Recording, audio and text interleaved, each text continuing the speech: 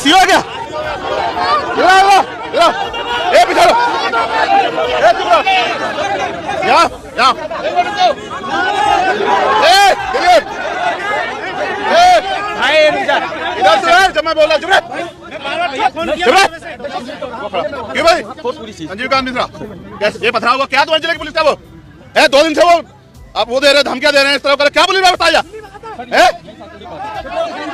कोई नहीं बोला, क्या पुलिस व्यवस्था है? मरवाना चाहते हो? सुबह से गाड़ी नहीं दी तुम लोगों ने, ड्रामा निकाल रखा है और अब आए हो तो आगे ठुमके लगाते चल रहे और ये नहीं देखा कि वो लोग पथराव करे हमारे लोगों में, अब बाद में हमारे लोग गलती निकाल रहे। सबसे बड़ी खबर है जो उत्तर प्रदेश के मथुरा से चलकर आ रही है कि चंद्रशेखर आजाद जी जब मथुरा की तरफ रवाना हुए थे, जिस गांव में जाना हुआ था, उस गांव में चंद्रशेखर आजाद के ऊपर बहुत बड़ा हमला हो गया।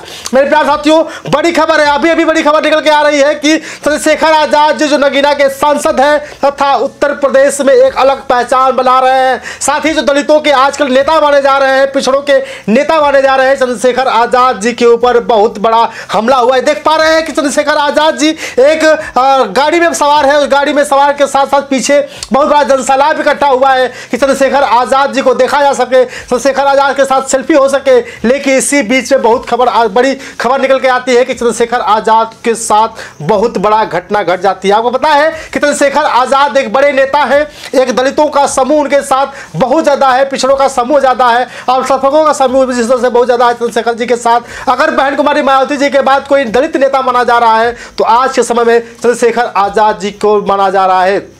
मेरे प्यारे साथियों, आपको पता है कि आए दिन दलितों के साथ शोषण हो रहा है, आए दिन पिछड़ों समाज के साथ शोषण हो रहा है, लेकिन जब शोषण की बात होती है तो वहां हमेशा से चंद्रशेखर आजाद जी पहुंचने का काम करते हैं। और आपको पता होगा कि मथुरा में 2 महीनों के साथ जिस तरह से बहुत बड़ी झड़प हुई थी, जब बारात आती है, बारात में दुल्हा दुल्हन के साथ मारपीट होती है और साथ ही जो वहां के बाराती थे उनसे भी मारपीट होती है। इसको देखते हुए चंद्रशेखर आजाद जी उस बच्चों के घर पहुंचने का काम कर रहे थे, लेकिन जो ही वो गांव में दाखिल होते हैं इसी बीच में उनके साथ मारपीट शुरू हो जाती है, उनके साथ पथराव शुरू हो जाता है। लेकिन जब चंद्रशेखर आजाद जी को यह पता चलता है कि हमारी गाड़ी के ऊपर पथराव हो गया है, तब वही गाड़ी रुकवाते हैं और गाड़ी में रुकवाने के बाद मेरे प्यारे साथियों आप देख पा रहे हैं चंद्रशेखर आजाद जी किस तरह से गाड़ी पर सवार होकर के पुलिस प्रशासन को डांटने का प्रयास कर रहे हैं, पुलिस प्रशासन को धिक्कारते हुए महसूस हो रहे हैं। कहीं ना कहीं यह साफ जाहिर होता है कि उत्तर प्रदेश के सरकार में अगर दलित नेता सुरक्षित नहीं है तो कहीं ना कहीं आप समझ सकते हैं कि दलित समाज के लोग या पिछड़े समाज के लोग सुरक्षित नहीं हो सकते हैं।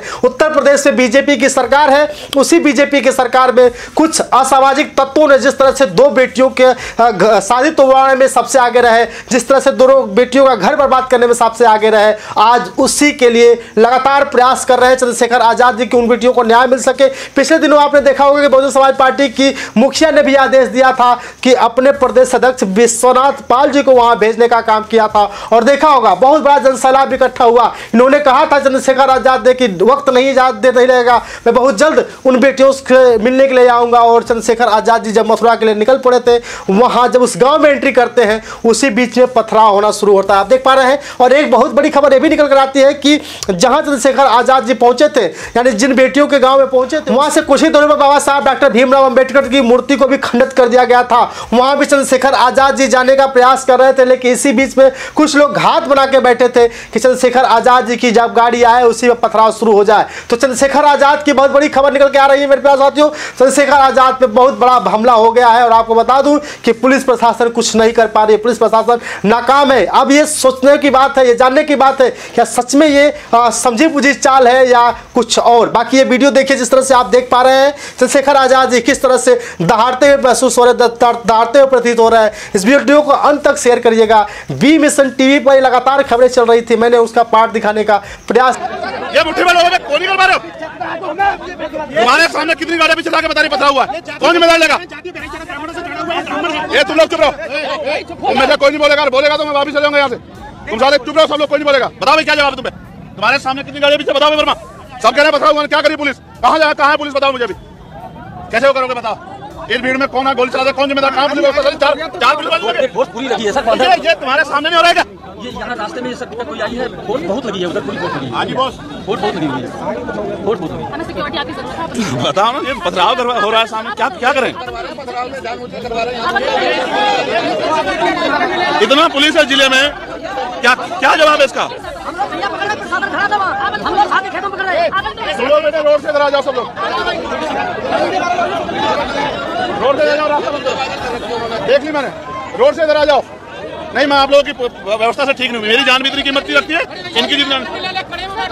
वो हथियार लेके लहरा रहे हैं, ये मजाक उड़ा रहे हो तुम लोग हमारा।